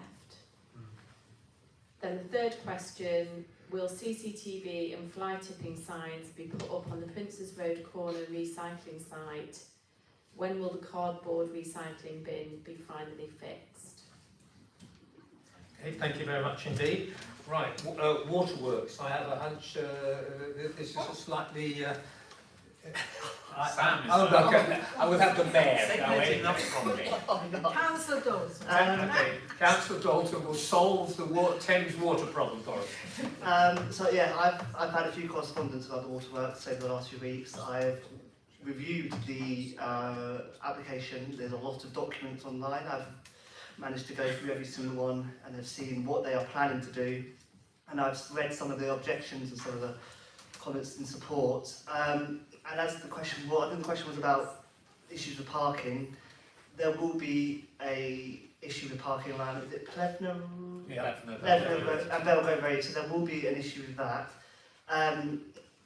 There are some good positive points about it. One is that there will be a crossing along that Upper Sunby Road, which I think people have been asking for quite a while. So I'm glad that will be put in place if it goes ahead. And that whole area does need redevelopment, so it will be a good thing to have a redevelopment of that heritage site to make it look a lot nicer, because at the moment it does look derelict. But I think my main issue will be around the parking and the frequency of the traffic, especially during the construction. Thank you. Okay, can we put a date on some of that at all? Is this manana or? So that I'm not entirely sure when the comments are to be in by, but I don't know if it's actually. Well, if you look online, you can add your comments, whether you're for or against it, but it might well be go to the planning committee. Yeah. So I don't know, we haven't got a date for that. But it will give you a date online. That means we can still influence it. So do you get the thing in there? Right, there's a lady, I think there's a lady's hand, and then the gentleman here at the front, who, if you'd be so kind, Tina, thank you. Yep, who's at the back? Sorry, yes. I just saw the hand. I didn't see what it was attached to. Sorry. Selena from Hampton. Lynn and I are actually part of Hampton Waste Watchers. I know Gareth has helped us out. One thing that we're having to do quite a lot is tidy up Old Fleet Road. So we're wondering, you know, you could make a little bit of money if you put some cameras there to catch fly tippers. It seems to be a regular thing. And also the children have to walk past that litter every day, which I think we could do better with. And on a side point with that, the bin collection every week, I know everybody in Hampton has issues with litter that the bin collectors don't pick up. So the storage probably with people, the way they have their litter, but also, you know, they collect the bins and everything falls out and they leave it. So I think there's some little, small things that could be done by the council that would make a big difference. Thank you. The gentleman here, and then we'll pick up some of the responses, yeah? Thank you. Hi, Nick Witham, Hampton. With regard to the Waterhall building, I'm pretty sure I went along with Gareth to a meeting at Linden Hall probably 5 years ago. He's just checking his diary. I have to say also, has the police station been defunct for 10 years? Guys, the village is dying.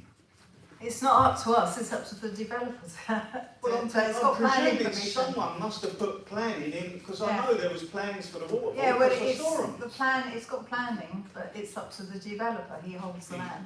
There are two different applications. So the police station did get planning permission, and unfortunately, because of the daft planning regulation, we have the chair of planning here, you only need to stick a spade in the ground for work to have be deemed to commence, and then the council is largely powerless to force movement on a particular development site. On the waterworks, I think that one got turned down. That's why we got the new application going through the system at the moment. But everything seems to take, I mean, that's got to be 5 years. Yeah. The police is 10 years. A lot of the shops are being turned into residential, which... Again, that's a government directive. Unfortunately, if you saw... Who speaks to the government? You lot?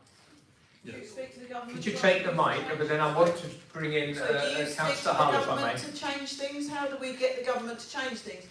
We vote you in, so hopefully you'll be our voice. So can we not start sort of making roads into the government to say, you know, things are not working? Who does that? Who actually gets the chance to speak to the government to change things? Jonathan, your wishes coming on that particular point? Yeah, we don't have enormous influence on this government, but when it comes to a couple of particular planning issues that have come up, one of them is the government had this bright idea of allowing developers to easily convert offices and retail into residential, and we've managed to get exceptions made for a large part of this area from both of those things, because what might be a sensible idea in some parts of the country where there's lots of derelict offices and etc. In this borough, if you allow easy conversion of offices and retail to residential, then you just lose an awful lot of perfectly viable businesses.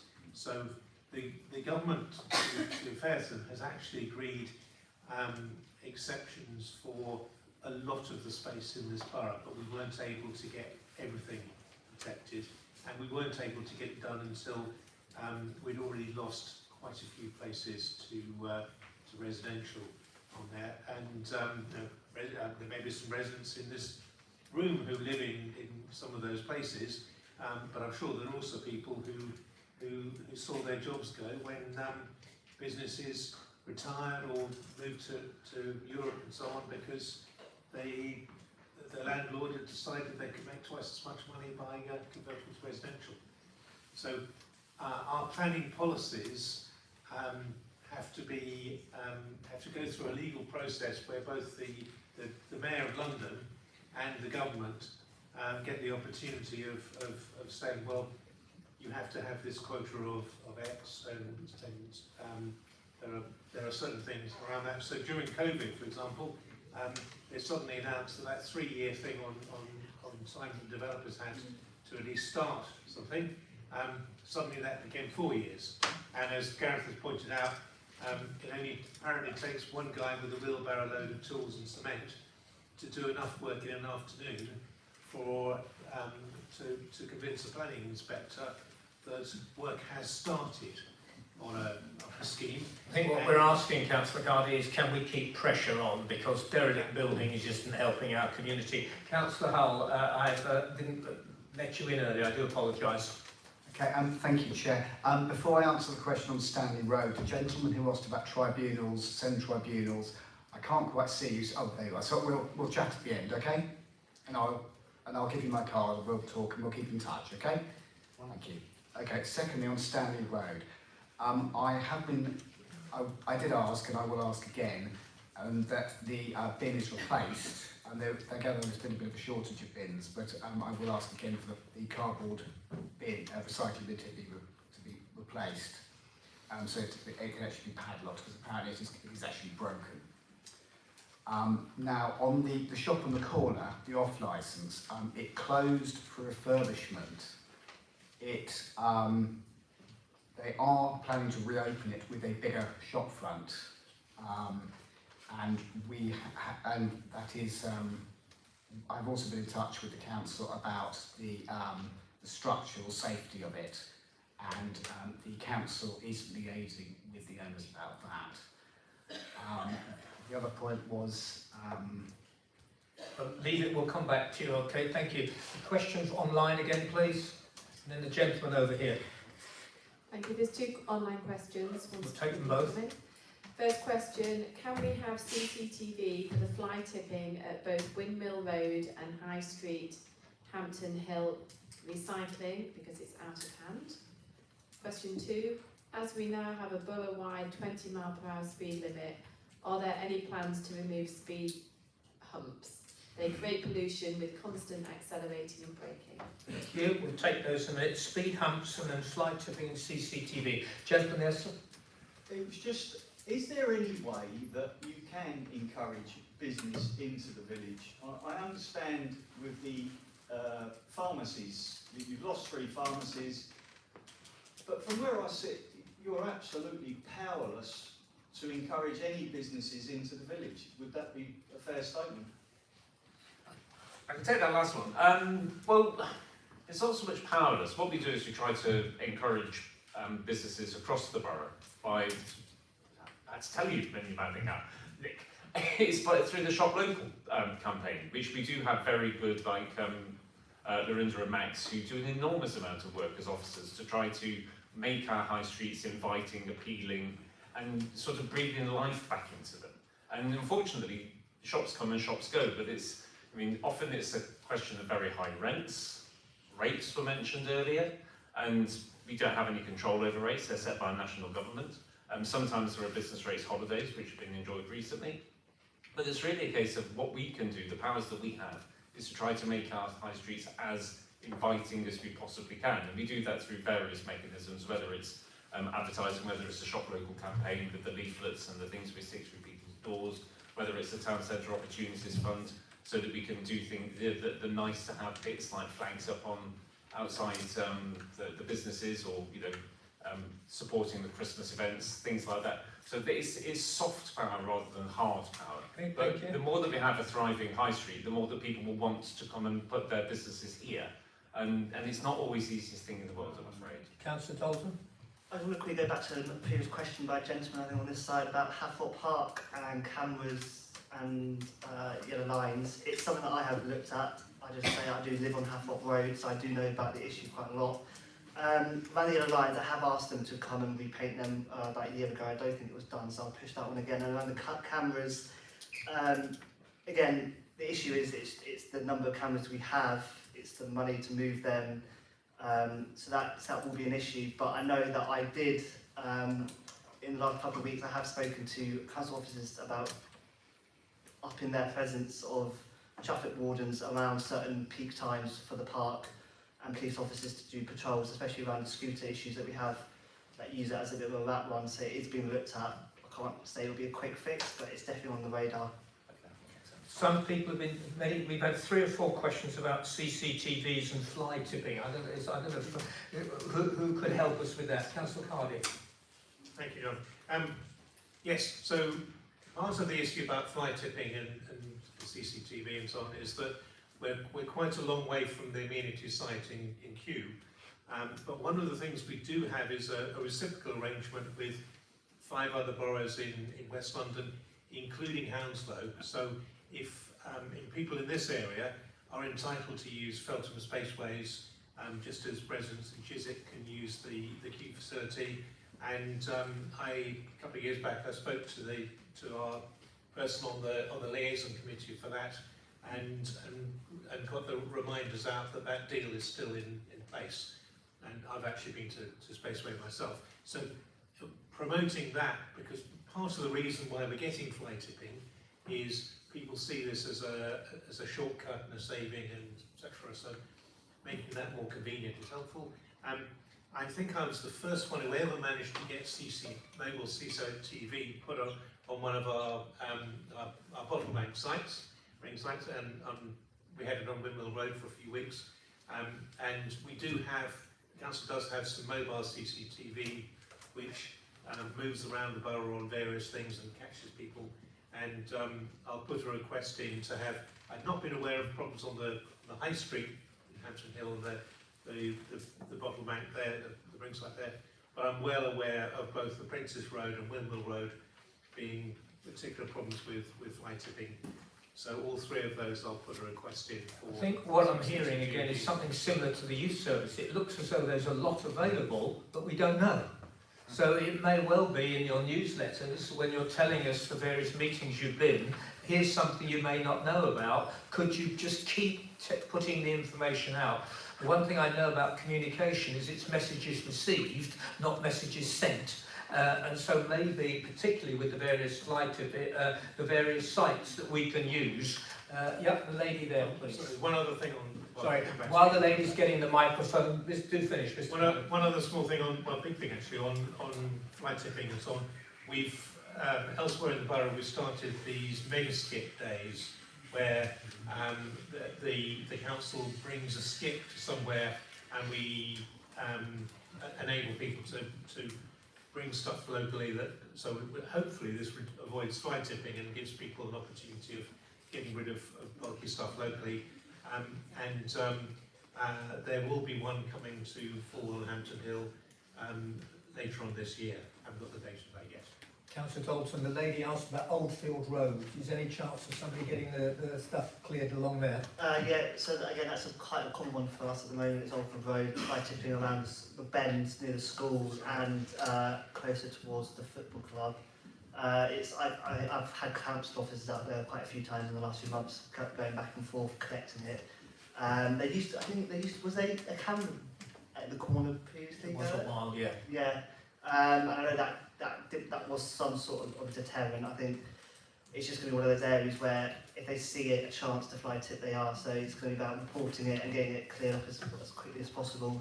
I can ask again about having another camera there. And the football club might help. There's a lady there, thank you. Yeah, can I, as you all well know, Sorry, I do apologise. Could you tell us your name? Sorry, Natalie Fulwell and Hampton Hill Ward.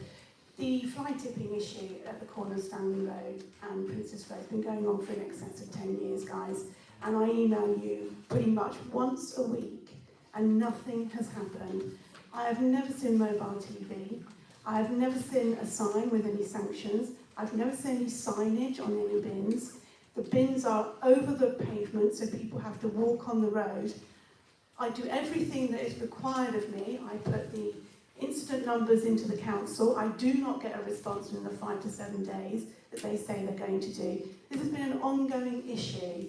And you talk, Councillor Roberts, about making our high streets and our local, shopping spaces welcoming and inviting. Stanley Road has bits of it that are clearly not welcoming and are not good for the traders on that road as well. So please can I ask, instead of sending me emails back, can I have some action, please? The vehicle which goes round emptying those off banks, etc., and the council invested in an extra vehicle on that, so that that service has been increased. So the number of times when bottle banks and so on are overflowing should be less now because we're collecting more frequently. Could I be a bit brutal and ask if one of you could just pop down and have a look? Yes. That would be, if you could do Nancy that. lives very close to Well, us. there you go. Thank you. I think you've seen the councillor who is going to go and have a look. Well, thank you. Oh, yes, I would take the question at the back. You're coming second, but we're having the online question, please.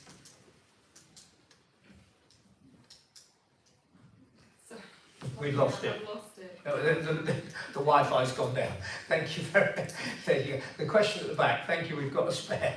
Hi, it's Lynn from Hampton again.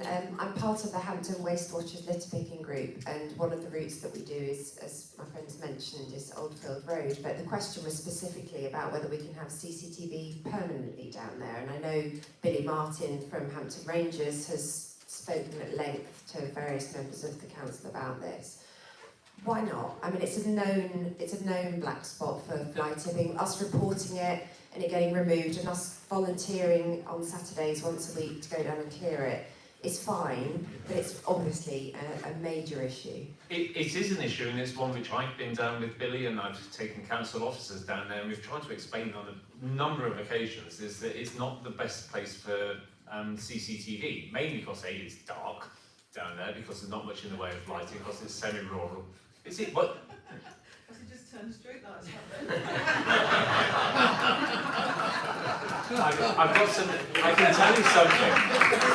I can tell you something which I heard the other day about street lighting, because apparently there is an animal-friendly way of lighting, and it's to put red red bulbs in the lights. And now those headlines write themselves. So we can do that, but it's not particularly light, and it's also quite a few kinks in that road which are not normally perceptible, but and also there's a lot of overhanging tree branches. So when you've got a very dark space, kinks in the road, overhanging tree branches, and also you need to have banks of these cameras in order to try and pick up the people because it's such a long road. So these are the reasons why flight CCTV isn't recommended for that particular area. It has been looked. Sorry, we do need the mics if we're going to be heard. The question was, is it worth putting fake ones up? No, not really, because they don't deter. Oh, apparently we're not allowed to. Okay, I think if we've got flight tipping issues, it looks as though councillors will go there with you and look, and obviously we ask them, we can take them, and even if they live on Hathrock Road. Are there other questions? Has the Wi-Fi come up again? Yeah, it's working now. Great, good, thank you. It timed out. In regards to utilities undertaking works, can we have better monitoring on reinstatement works? They are horrendous in Hampton Hill, as it looks like a patchwork quilt. There used to be somebody who was the Mayor of London, Boris Johnson, not sure what happened to him, but he had a really good idea, which was to charge utility companies by the day in order to, if they wanted to do work, really focus their minds, sort themselves out. And when he was Mayor of London, he came up with this idea and was blocked by central government. And it's never heard of that idea ever again since. I like that, they should do it. I think the question's about the quality of the finished work, which, again, your inspectors no doubt do that. But it looks as though we could ask the inspectors to go back 3 months later when it's actually dropped away again. Is there another one online? There is another question, but it's back on to fly tipping. Fly tipping seems to be a general long-term issue. Can this be addressed specifically by the councillors on a regular basis and as a priority for the leader? Oh, hello. Well, it is. I mean, there's something we're currently looking at. I think it's gone through. Sorry, this is all becoming slightly the garage show at the moment. Never mind. I'll stop. Stop in a moment. There's a thing which we're looking at from Barking and Dagenham, which is this video wall of shame. So when we've got the CCTV up, and you want to find out who these people are, what Barking and Dagenham does, they put their videos up on YouTube and say, do you recognise these people? They're making your neighbourhood look an absolute disgrace. And it's something which I think has come to our recent Environment Committee, and we're hoping to be able to follow suit, because people might not like to be named and shamed, but they shouldn't be fly tipping in the first place. Okay, I think that we might... I think with CCTV, the thing is you've got to have people at the other end watching it. You've also got to have good enough evidence to take someone to court or fine them. I think that can be a problem. I expect my fellow councillors do report fly tipping. There was a mattress dumped in Hampton North, and it was removed the next day by the council. So do go onto the council website and report any fly tipping you see, because it is removed. Thank you.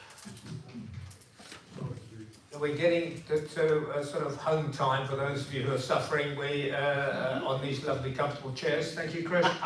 Just one more thing about parking on Hathrock Road. It's worth bearing in mind, I suppose we do anyway, but we have a lot of football and rugby matches going on there at the weekends. And whilst local people can walk to the park to play, visiting teams from outside the borough have to park somewhere. And of course, where do they park? Top of Hathrock Road, so that ruins it for everybody who lives up there, and you just can't get close. But is there something that can be done to free off proper parkings for both the football clubs and the rugby club, that it could be shared and get the cars off the road? Just a thought. I know that conversations have been had with Twickenham Rugby and also the park to use the driveway, the walkway that into Hathrock, and I know that the park aren't happy with them opening the gates up, and I know that Twickenham Rugby aren't happy because that means someone have to go and open the gates, patrol, and keep an eye on their property. Regarding the general parking of Hathrock Road, from personal perspective, it can, especially on a Sunday morning, it is pretty terrible. But I know that since I asked the council for the parking officers to come down, they have fined an increased number of vehicles in the last few weeks for parking illegally, blocking driveways, parking on the verges, etc. So I know that there is a deterrent now, but again, it's going to be a longer term issue, a longer term thinking of how to sort it out properly for the future. It's just a conflict of interest, you know. Chris, you haven't got a mic, and so we can't hear. At least we can hear, but the people online can't. I just feel a little for the visiting teams who have to drive here. You know, you're just going to find them. It's just a bit sort of, you know. Thank you very much. Getting to the point where I think we just want to say some thank yous, a couple of thank yous. I thought when we were going to talk about the waterworks, we were going to talk about this horrendous idea of Thames Water pumping raw sewage into the river. I do, oh yeah, I've got to check my notes, yeah. Sorry? Oh yes, thank you, yeah. I just want to thank the councillors and anyone else who has been protesting about that. You know, kids jump in there in the summer, and we remember what happened last year. So anything you can do to avoid the raw sewage going into that river. This evening has been anything but raw sewage. I would like to thank you for your questions. I'd like to thank you for your courtesy and your understanding. And I'd also like to thank our councillors who actually are already prepared to meet various of you to take some of these concerns forward. I think if we share together and we converse together, we will in actual fact be able to do better. These events will be better if you're kind enough to fill in the evaluation form. And I'm being waved at and, you know, made sure that I was going to get my knuckles rapped if I missed that. So you will be allowed out, but not until you've completed your evaluation forms, says the old school teacher. Can we finish? Yeah, yes, the mayoress will tell you, she'll see if you've got the right answers. Thank you very much. Please fill in the evaluation forms. And for those of you online, thank you very much as well. We finished 1 minute early.